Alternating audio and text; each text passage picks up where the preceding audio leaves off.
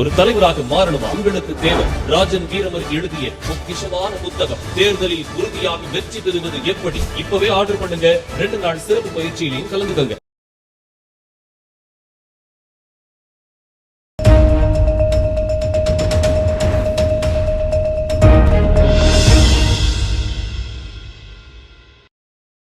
தினமலர் நேயர்களுக்கு வணக்கம். உரைகள் பவர்டு பை ராஜன் வீரமர் எழுதிய தேர்தலில் உறுதியாக வெற்றி பெறுவது எப்படி.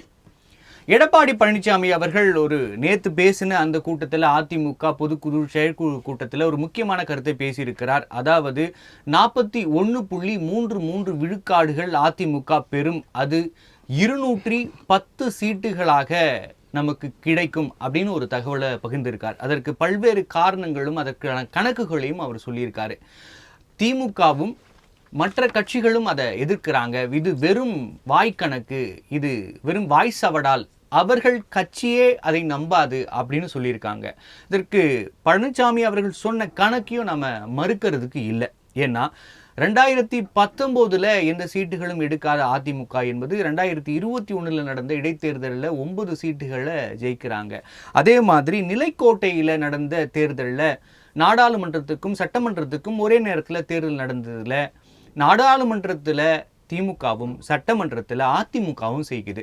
அப்போ மக்கள் திமுகவுக்கோ அதிமுகவுக்கோ ஓட்டு போடுவது என்பது எந்த தேர்தல் என்பதை மனதில் வைத்து செயல்படுகிறார்கள். அப்படி பார்க்கிற பொழுது இந்த தேர்தலில் கண்டிப்பாக 210 சீட்டுகளை ஜெயிப்போம் அப்படின்னு ஒரு கணக்கை சொல்லியிருக்காரு. அதற்கு ரகுபதி அவர்கள் இது வெறும் அரித்மெட்டிக் கணக்கு, இது ஜெயிக்கிறதுக்கான வாய்ப்பு இல்லை, உங்கள் கட்சிக்காரங்களே நம்ப மாட்டாங்க அப்படின்னு சொல்கிறாங்க. அப்போ இந்த கணக்குகள் சரி வருமா, இந்த கணக்குகளை எதன் அடிப்படையில் எடப்பாடி சொல்கிறார் அப்படின்னு நம்ம ஒரு ஆய்வு பண்ணுறோம். அதைத்தான் நம்ம உரைகளில் இன்னைக்கு பேச இருக்கோம்.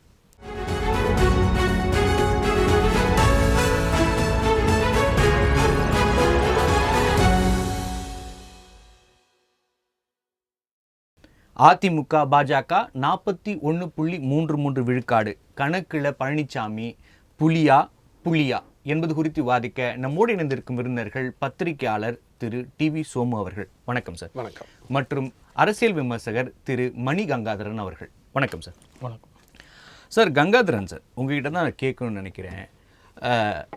ஜெயலலிதா இருந்தப்ப இதே விஷயங்கள் வந்தது, நிறைய பேரை கூட்டணியில் சேர்த்து வச்சுருந்தாங்க. அப்போ ஒரு பேச்சு வந்தது, அரித்மேட்டிக்கா கெமிஸ்ட்ரியா, வெறும் கணக்குகள் 1+1 அப்படிங்கிறது அரசியலில் 2 கிடையாது அப்படின்னு நம்ம நிறைய பேசியிருக்கோம். அப்போ எதன் அடிப்படையில் எடப்பாடி பழனிசாமி அவர்கள் 2 கட்சியும் சேர்ந்தால் அதே வாக்கு சதவீதம் வரும் அப்படின்னு நினைக்கிறாரு? அதற்கு பிறகு 2019, 21 தேர்தல் களம் என்பது தமிழகத்தில் வேறையாக இருந்தது. இப்போ விஜய் அவர்களும் வந்திருக்காரு, மற்ற கட்சிகளும் வந்திருக்கு, கூட்டணி கணக்குகள் எல்லாம் மாற்றிருக்கு. ஆனாலும் அதே கணக்கில் சொல்கிறாரு, என்ன சார்?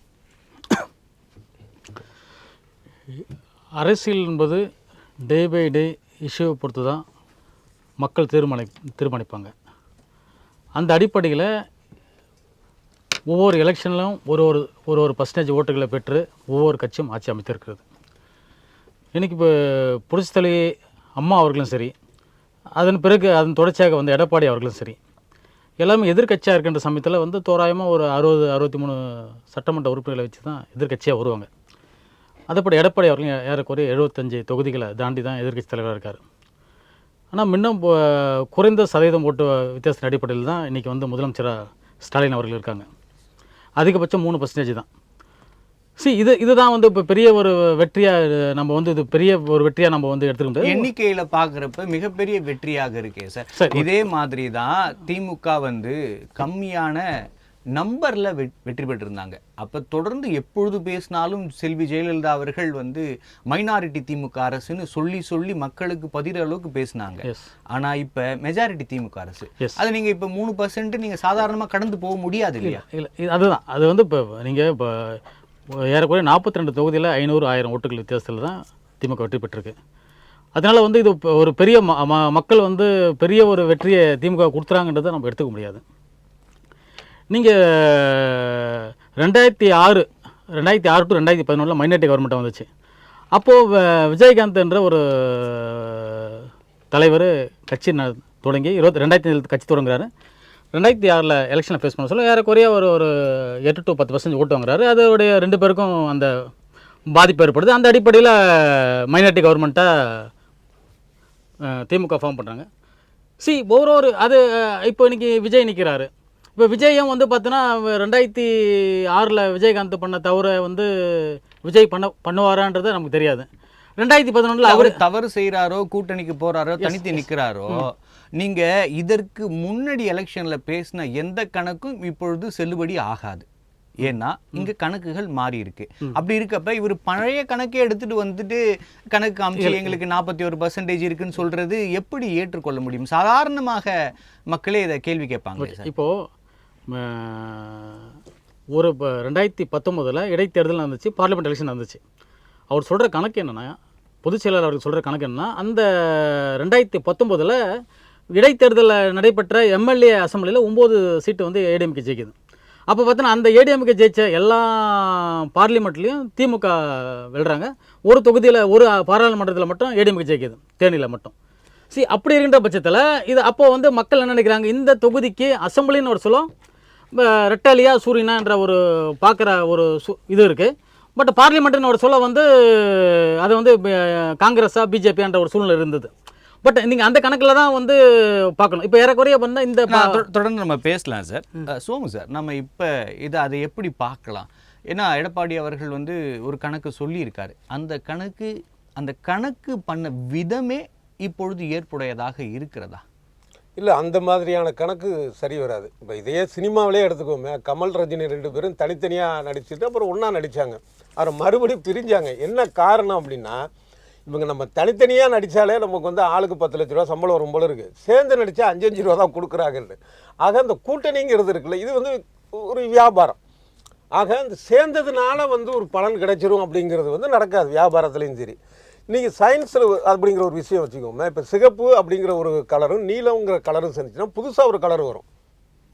அது வியாபாரம், இது சயின்ஸ். இந்த 2 உதாரணம் ஆச்சு. அரசியல்லே பார்த்தீங்கன்னா ஒரு தடவை வாழப்பாடி ராமமூர்த்தி அவர்களை பேட்டி எடுத்தப்போ அவர் சொன்னார், வந்து அரித்மெட்டிக் கணக்கு 224ங்கிறது அரசியலில் வந்து 22 கூட ஆகலாம், 222 கூட ஆகலாம் அப்படின்னாரு. அதனால் இந்த ஏன் இப்போ ஜெயலலிதாவை பார்த்தீங்கன்னா பெரிய கட்சிகள் எதுவுமே இல்லாமல் சின்ன சின்ன கட்சிகளை வந்து இரட்டை சின்னத்திலேயே நிற்க வச்சு ஜெயித்ததும் உண்டு.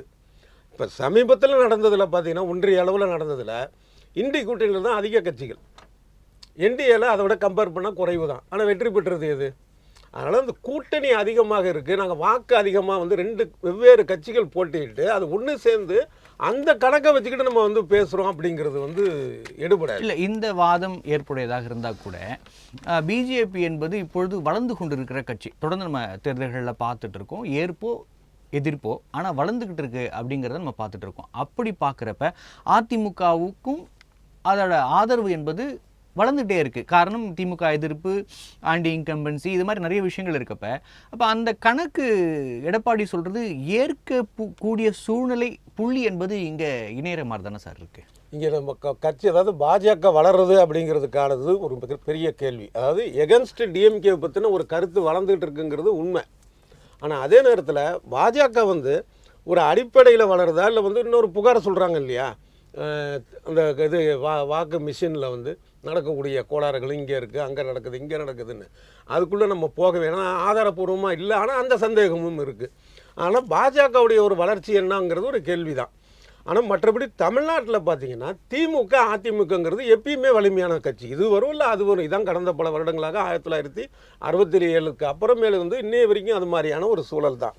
அப்படி பார்க்குறப்ப இப்போ திமுக பக்கம் சில மைனஸ்லாம் இருக்குது, இல்லைன்னு சொல்ல முடியாது. இப்போ உதாரணமாக பார்த்தீங்கன்னா இப்போ இந்த கேஎன் நேரு சமீபத்தில் வந்த ஒரு விஷயம், அதனால் ஏற்படக்கூடிய பாதிப்பு. இப்போ ஒப்பந்தத்தில் இருக்கிறவங்கள்ட்ட காசு வாங்கினா என்ன ஆகுது? இப்போ நான் 2024 டிசம்பர் மாதம் நடந்ததில் திருவண்ணாமலையில் அந்த கட்டின பாலம் 3 மாதத்தில் 90 நாளில் இடிஞ்சு போயிடுது. பொருளாதாரத்துக்கு பொருளாதார இழப்பு. அந்த பக்கம் மக்கள் யாராவது போயிருந்தாங்கன்னா உயிர் இழப்பு. இப்படி ஒவ்வொரு விஷயத்தில் லஞ்சம் வாங்கிட்டு வேலை கொடுக்குறாங்க அப்படின்னா வாங்குறவன் கூடுதலான லஞ்சம் வாங்குவான். லஞ்சம் கொடுக்காம வேலைக்கு வந்தவனே அவன் சரியாக இல்லை அப்படிங்கிற சூழல். இப்படி பல விதம் இருக்குது. தூய்மை பணியாளர் விஷயத்தில் பார்த்தீங்கன்னா அதை எடுத்து நடத்துகிற ஆட்கள்கிட்ட லஞ்சம் வாங்கியிருக்காங்கன்னா அவன் எப்படி அங்கே சரியாக சம்பளம் கிடைக்கும்? ஸோ இந்த மாதிரியான ஒரு மைனஸான விஷயங்கள்லாம் வந்திருக்கு. சட்டம் ஒழுங்கு பிரச்சனை இருக்குது, இதெல்லாம் இருக்குது. ஆனால் என்ன ஒரு திமுகவுக்கு ப்ளஸ் அப்படின்னா, இப்போ நம்ம திமுக மேலே சொல்லக்கூடிய பிரச்சனைகள், குறைகள் எல்லாம் அதிமுக ஆட்சியிலையும் இருந்தது. இல்லை ஒரு ஊழலா சட்டம் ஒழுங்கு இப்போ இங்கே வந்து சட்டம் ஒழுங்கு சரியில்லைன்னு என்னென்ன காரணம் சொல்கிறோமோ அதே மாதிரி அங்கே தூத்துக்குடி துப்பாக்கி சூடு சம்பவமாக இருக்கட்டும், அதே மாதிரி வந்து பார்த்தா அப்பா மகனை லாக்கப்பில் வச்சு காவல்துறையினரை கொலை செய்ததாக இருக்கட்டும், இப்படி நம்ம ரெண்டு பக்கமும் இருக்குது. இதில் திமுகவுக்கு ஒரு ப்ளஸ்ஸாக இருக்கக்கூடிய ஒரு விஷயம் என்ன? இல்லை, அதில் எனக்கு ஒரு சின்ன கேள்வி இருக்கு. தமிழகத்தில் நம்ம கடந்த விஷயங்களை பார்த்தோன்னா அதிமுக திமுக என்பது மாறி மாறி வரும். காரணம், இரண்டு ஆட்சிகளுமே சரியில்லைன்னா அந்த ஆட்சி நடக்கிறப்ப மக்கள் கருதுறது தான் எதிர்கட்சிகளை எடுத்து வைப்பாங்க. அப்படி பார்க்குறப்ப நீங்கள் சொன்னது அப்படியே ஒரு வாதத்துக்கு ஏற்றுக்கொண்டால் கூட அதிமுகவில் என்னெல்லாம் நடந்ததோ அதே கொடுமைகளும் தவறுகளும் திமுகவில் நடக்குன்னா அப்போ ஆட்டோமேட்டிக்காக அதிமுக தான் அடுத்த ஆட்சிக்கு வரும் அப்படின்னு எடப்பாடி அவர்கள் பேசுவது சரியாக தானே இருக்குது? இல்லை, அதில் ஒரு பெரிய விஷயத்தில் இவங்க மிஸ் பண்ணிட்டாங்க. எடப்பாடி பழனிசாமி வந்து என்ன மிஸ் பண்ணிட்டாருன்னா, அந்த திருப்பரங்குன்றம் விவகாரம். இங்கே பொதுமக்களாக இருக்கட்டும், பெரும்பாலும் இந்துக்கள் தாங்க, 87% அதை சொல்கிறாங்க, 80% மேலே. அப்படி இருந்தாலும் அந்த அதிதீவிர இந்துக்கள் அப்படிங்கிறவருடைய பெர்சன்டேஜ் வந்து பாயிண்ட் சம்திங் தான் வருமே ஒழிய 1% கூட வராது. அதான் யதார்த்தமான விஷயம். அவங்க வந்து இப்போ ஒரு மதுரை சித்திரை திருவிழாவாக இருக்கட்டும், அது எதுவாக இருக்கட்டும், ஒன்றா வந்து அதை கொண்டாடணும் தான் நினைக்கக்கூடிய ஆட்கள் தான். அதை மீறி இப்போ திருப்பரங்குன்றத்தில் பாஜக இந்துத்துவ அமைப்புகள் செய்த விஷயம், அதற்கு அதிமுக துணை போகிறது பெரிய மைனஸ். இப்போ தீர்மானம் கூட நேற்று போட்டிருக்காங்க. எப்படின்னா நீதிமன்றத்தை வந்து மிரட்டுற மாதிரி அப்படிங்கிற மாதிரி. ஆக்சுவலாக நீதிமன்ற தீர்ப்பு விமர்சனத்துக்குள்ளே இருக்குது. ஜிஆர் சுவாமிநாதனுடைய தீர்ப்பு விமர்சனம் இல்லை, அது மூலியமா ஒரு இம்பாக்ட்ங்கிறது நம்ம அடுத்த லைனுக்கு போயிடலாம். இல்லை, என்னன்னா இல்லை, நான் அதில் ஒரே சின்ன கேள்வி மட்டும் வைக்கிறேன். இதில் இந்துக்கள் அதிருப்தியில் இருக்காங்கன்னு சொல்றீங்க, ஆனால் இஸ்லாமியர்கள் இருக்கிற நிறைய தலைவர்கள் தீபம் ஏற்றட்டுமே அப்படின்னு ஆதரவாக பேசுகிறாங்க. அப்போ அவர்கள் நீங்கள் மைனாரிட்டிக்கு சப்போர்ட் பண்ணுறவங்கிறவங்க அவங்களே என்ன சொல்கிறாங்க, எங்களை இந்துக்களுக்கு எதிராக திருப்பி விடுறீங்க அப்படிங்கிறாங்க. இதில் அப்போ இஸ்லாமியர்கள் அந்த சிறுபான்மையினர் ஓட்டு கூட திமுக போகுதா அப்படிங்கிற கேள்வி இப்போ எழுந்திருக்கிறது இல்லையா? இந்த இதில் சிறுபான்மையினருக்கு ஆபத்து இல்லைங்கிறது ஒரு பக்கம் இருந்தும் அது ஒரு பக்கம். இன்னொரு பக்கம் வேணுனே இந்த இந்துத்துவ ஆட்கள் கிளப்புறாங்க அப்படிங்கிறது தான் பலருடைய கேள்வியாக இருக்குது. இது ஒரு விமர்சனமாகவும் கருத்தாகவும் இருக்குது. இதில் என்ன பண்ணியிருக்கணும் அப்படின்னா நான் நினைக்கிறது, இல்லை, நம்ம அந்த விஷயங்களில் நீங்கள் சொன்னது வாக்குகளை என்ன இம்பேக்ட் பண்ணுதுங்கிறது. அடுத்த விஷயங்கள் நம்ம பார்க்க வேண்டியிருக்கு. அடுத்தது இந்த விஜய் அப்படின்னு கட்சி ஆரம்பிச்சிருக்காரு, அவருக்கான வாக்கு சதவீதம்னு ஒன்று இருக்குது. அப்போ அந்த வாக்கு சதவீதத்தை முதலமைச்சர் பேசுகிறப்ப கூட கணக்கில் எடுத்துக்க மாட்டேங்கிறார். ஏன்னா இப்போ எடப்பாடி அவர்கள் 210ன்னு சொல்லிட்டாரு, நம்ம பேசுகிறோம். 200 தொகுதிகளை திமுக வெற்றி பெறும்னு ஸ்டாலின் பேசியிருக்காரு. அவர் எந்த கணக்கில் பேசியிருக்காரு அப்படின்னு ஒரு கேள்வி இருக்கு இல்லையா? ஆமாம், இப்போ அந்த 2 பேர் சொல்கிற அதை தான் நான் சொல்கிறேன். 2 பேர் சொல்கிறதையுமே எந்த விதத்திலும் உறுதிப்படுத்த முடியாது. ஏன் அப்படின்னா ஒவ்வொரு தேர்தலும் புதுசு தான். இங்கே இந்த நம்மளுடைய செட்டப்புக்கு ஒவ்வொரு தேர்தலுமே புதுசு தான். முன்னுதாரணத்தை வச்சுக்கிட்டு நம்ம வந்து பேச முடியாது. இங்கே இருக்கிற தேர்தல் நடைமுறை அப்படி. முதல்ல நம்ம அடிப்படையை நம்ம இது இல்லாமல் நம்ம பேசுகிறோம். எப்படின்னா ஒட்டுமொத்தமாக வந்து வாங்குகிற ஓட்டு வந்து ஒரு கட்சி அதிகமாக வாங்கியிருக்கும், ஆனால் வென்ற சீட்டு கம்மியாக இருக்கும். இங்கே விகிதாச்சார முறைப்படியான தேர்தல் இது கிடையாது. அதே போல் பார்த்திங்கன்னா ஒரு கட்சி வந்து 50 வாங்கியிருக்கு, இன்னொரு கட்சி 51 வாங்கியிருக்குன்னா அந்த 51 வாங்கின கட்சி ஜெயிச்சிருச்சால் ஒரு ஓட்டு வித்தியாசத்தில். ஆனால் கிட்டத்தட்ட பாதிக்கு பாதி எதிர்கட்சி வாங்கியிருக்குல்ல, அதுக்கான மதிப்பே இல்லை. ஸோ இதெல்லாம் இந்த தேர்தல் நடைமுறை அப்படிங்கிறதுனால பார்த்தீங்கன்னா கடைசி நேரத்தில் கூட எப்படி வேணாலும் மாறலாம், ஒரு ஓட்டில் மாறலாம். அதே போல் யார் அதிகம் பணம் கொடுக்குறாங்கன்னு மாறலாம், இல்லை முறையாக போய் பணம் கொடுத்தாங்களாங்கிறதுல மாறலாம். கடைசி நேரத்தில் நடக்கக்கூடிய சில விஷயங்கள் மக்களுடைய மனசில் பாதிக்கும்.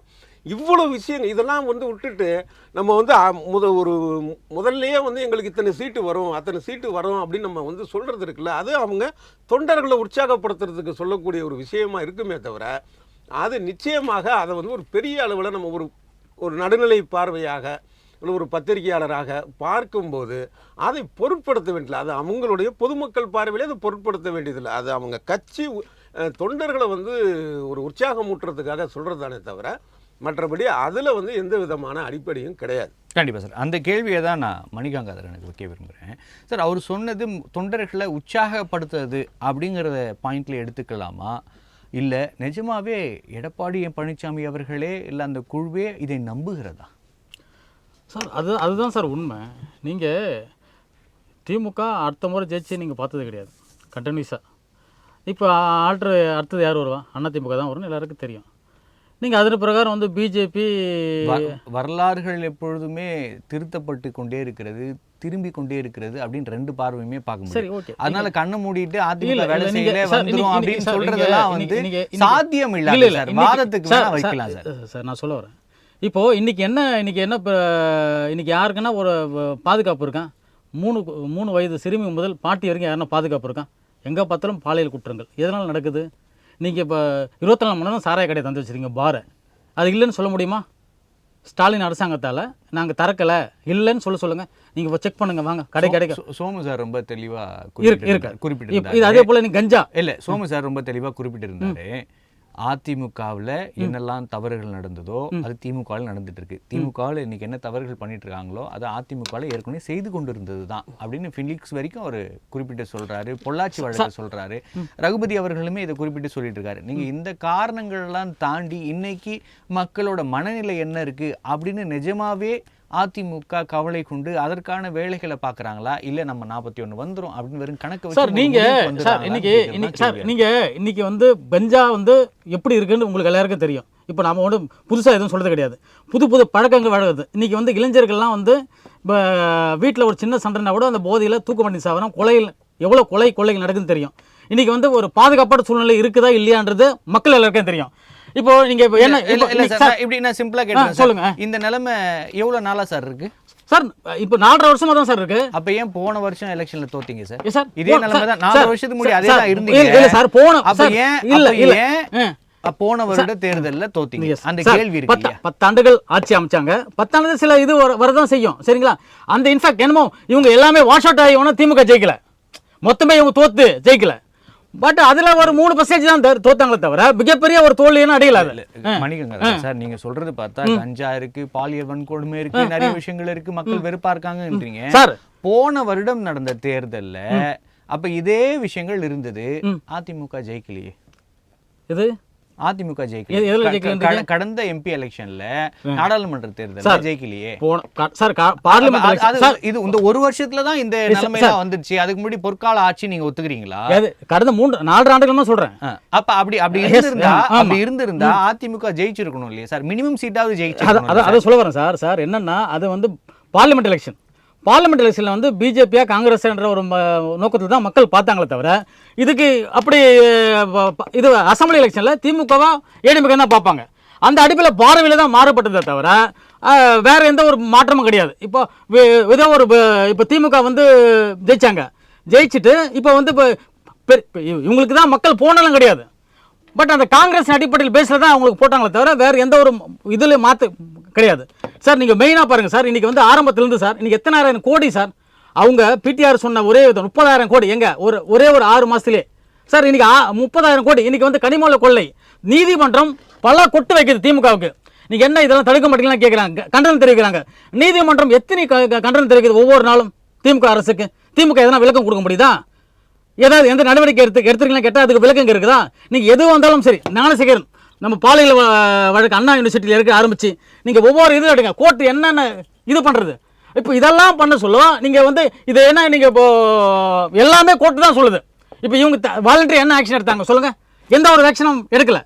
அப்போது மக்கள் வந்து இன்றைக்கி சார் நானாக கட்டுறேன் வரி, நான் கஷ்டப்பட்டு கட்டுறேன் சார். நீங்கள் வந்து நீங்கள் 524 வாக்குறுதி கொடுத்தீங்க, எத்தனை வாக்குறுதி நிறைவேற்றுறீங்க சொல்லுங்கள்? பால் விலையை உயர்த்த மாட்டேன்னு சொன்னீங்க, குப்பை வரியை உயர்த்த மாட்டேன், வீட்டு வரியை உயர்த்த மாட்டேங்க, கரண்ட் பில்லை உயர்த்த மாட்டேன், நீங்கள் வருஷத்துக்கு 10 லட்சம் வேலையை போய் கொடுப்பீங்க, என்ன கொடுத்தீங்க சொல்லுங்க? அதிமுக ஆட்சியில் சோமு சார் நம்ம தொடர்ந்து பேசுவோம், அவர் பேசி முடிக்கட்டும். இப்போ என்ன நீங்க கொடுத்தீங்க சொல்லுங்க? எதுவுமே கிடையாது. இன்னைக்கு என்னன்னா நீங்க இன்னைக்கு வந்து இந்த தமிழ்நாட்டில் வந்து பாதுகாப்பட்ட சூழ்நிலை தான் இருக்கு. நீங்க யாராவது சார் ஒரு கனிமொழி கொலை பற்றி ஒருத்தர் புதுக்கோட்டையில் ஒரு புகாரை கொடுக்குறாரு, அவர் லாரி எடுத்து கொள்றாங்க. இப்போ அந்த என்ன ஒரு எஸ்ஐ கொள்றாங்க. அப்போ அதெல்லாம் கேட்கறதுக்கு யார் இருக்கா சொல்லுங்க? இப்போ நீங்க யாருமே உங்களை கேட்க கூடாது. அப்போ என்ன சார் நீங்க இன்னைக்கு ஷெட்யூல் கேஸ்ட்டுக்கு தலித்து மக்கள் இன்னைக்கு வந்து வாழ முடியாத சூழ்நிலை உருவாக்கிட்டாங்க தமிழ்நாட்டில் சார். நீங்க வேங்க விஷயம் இருக்கட்டும், நீங்க இப்போ புதுக்கோட்டை இருக்கட்டும், விழுப்புரமா இருக்கட்டும், இப்போ இன்னைக்கு தமிழ்நாட்டிலே சார் இன்னைக்கு வந்து பல மாவட்டங்கள்ல வன்கொடுமைகள் அதிகமாகிட்டே போயிட்டு இருக்கு. மணிகங்க சார் இதெல்லாம் தேர்தல்ல பேசலாம் சரி, இங்க கணக்குகள் சரியாங்கிற கேள்வி சரியா இருக்கும் சார். கணக்குகள் என்று இதுதான் சார். சார் நீங்க ஒவ்வொரு மக்களும் தான் போட்டு தான் ஓட்டு வருது, சரிங்களா? நீங்க கணக்கு எல்லாம் தொடர்ந்து பேசலாம் சார். சோமு சார் இன்னொரு விஷயம் நம்ம இதில் கணக்கில் கொள்ள வேண்டியிருக்கு. இப்போ அதிமுக கூட்டணி என்பது ஆல்மோஸ்ட் வந்து பிஜேபியும் அதிமுகவும் இருக்குது அப்படின்னு எடுத்துக்கலாம். அதை தாண்டி வாசன் அவர்கள் கூட இருக்கான்னு எடுத்துக்கலாம். மற்ற கட்சிகள் இருக்காங்களா இல்லையா அப்படிங்கிற ஒரு குழப்பமான சூழ்நிலையே நிலவுது. தேமுதிக எங்கே இருக்காங்க, பாமக எங்கே இருக்காங்க அப்படிங்கிற கேள்விகள்லாம் இருக்கிறப்பவே இவர் 41 அப்படிங்கிறாரு. அப்போ இவர்களையெல்லாம் சேர்த்து கணக்கு சொல்கிறாரா, இல்லை வெறும் 2 பேரை மட்டுமே கணக்கில் வச்சுருக்காரா? இது எப்படி நம்ம பார்க்கலாம்? இல்லை தான் சொல்லி இதை நம்ம இவ்வளவு ஆராய வேண்டியதில்லை. ஏன்னா அவங்க சொல்கிறது வந்து ஏதோ ஒன்று சொல்லி தங்களுடைய தொண்டர்களை வந்து உற்சாகப்படும். அது எந்த கட்சியாக இருக்கட்டும், திமுகவாக இருக்கட்டும்.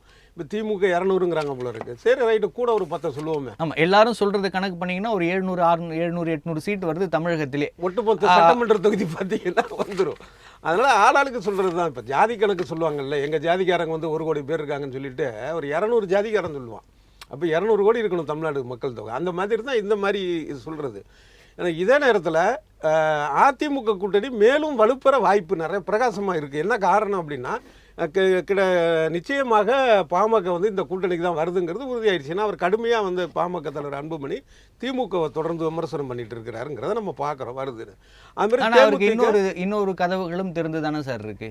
விஜய் கூட கூட்டணிக்கு போகலாம். ஆனால் அதுக்குள்ளே நம்ம ஒரு முடிவுக்கு வர முடியாது. இல்லை, விஜய் கூட வந்து பாமக போகும் அப்படின்னு நான் நினைக்கல. நான் அந்த மாதிரியான ஒரு வாய்ப்பு இருக்கிறதா தெரியல.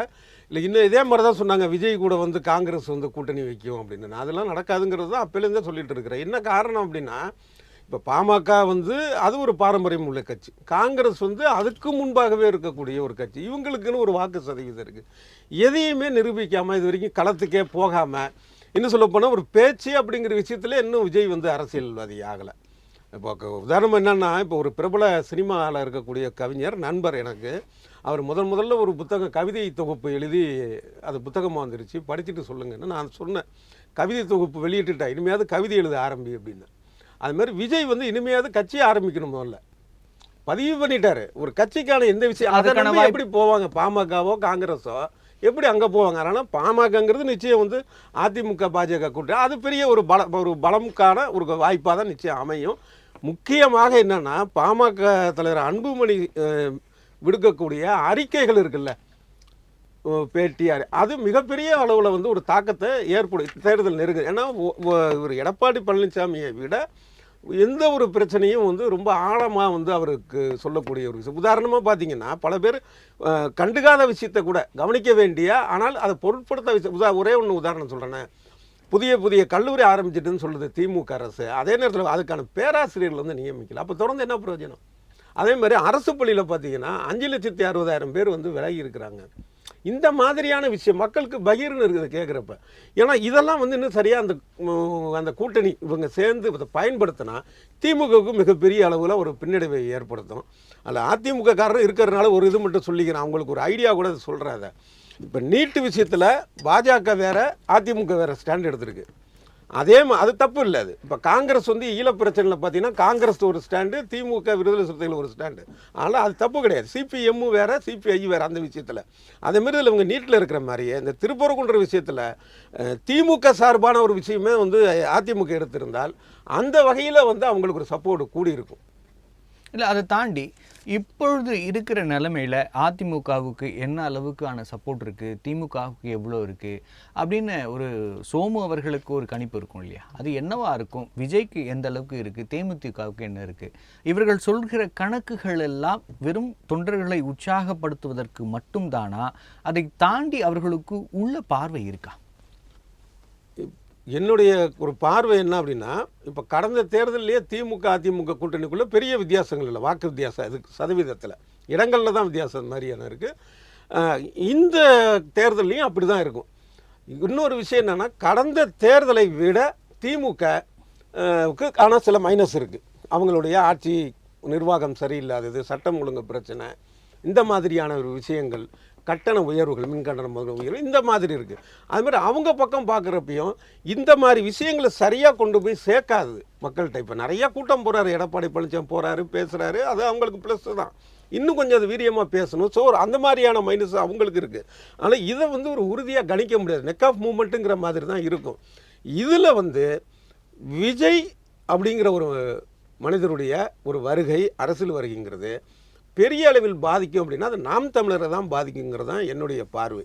ஏன்னா அங்கே இருக்கக்கூடிய இளைஞர்கள் எகன்ஸ்ட் டிஎம்கே மென்டாலிட்டியில் இருக்கிறாங்கல்ல, அவங்க வந்து அதிருப்தி அடைந்தவங்க இங்கே வரத்துக்கான ஒரு வாக்களிப்பு, அதான் ஆதரவாளர்களாக இருப்பாங்கள்ல பெரும்பாலான பேர், அவங்க இங்கே வர வாய்ப்பு இருக்குது. மற்றபடி விஜயாலேயோ சீமானாலேயோ சில தொகுதிகளில் வெற்றி தோல்வி ஏற்கனவே வந்து நாம் தமிழரால் ஏற்படக்கூடிய வெற்றி தோல்வி மாதிரி மாறலாமே தவிர அந்த ரெண்டு கட்சி, அது குறிப்பாக அதான் நாம் தமிழர் கட்சியை பற்றி எல்லாருக்கும் தெரியும். விஜய் வந்து ஆட்சி அமைக்கிற அளவுக்கானதில் ஒரு தொகுதிக்கு 1000-2000 ஓட்டு வரலாம். அந்த ஓட்டு யாரை பாதிக்கும் அப்படிங்கிறது தான் கேள்வியை தவிர இன்றைக்கி சொல்கிறத வந்து குறித்து வச்சிங்க. நிச்சயமாக அதுக்கு மேலே இவங்க மீடியாக்களில் பிம்பத்தை உண்டாக்குற மாதிரிலாம் விஜய் வந்து ஒரு தொகுதிக்கு வந்து பாதிக்கு மேலே 50% ஓட்டு வச்சுருக்கிறாரு, வெற்றிடுவார் அப்படிங்கிறதெல்லாம் வந்து வாய்ப்பே இல்லை. கண்டிப்பாக சார், தொடர்ந்து பேசலாம்.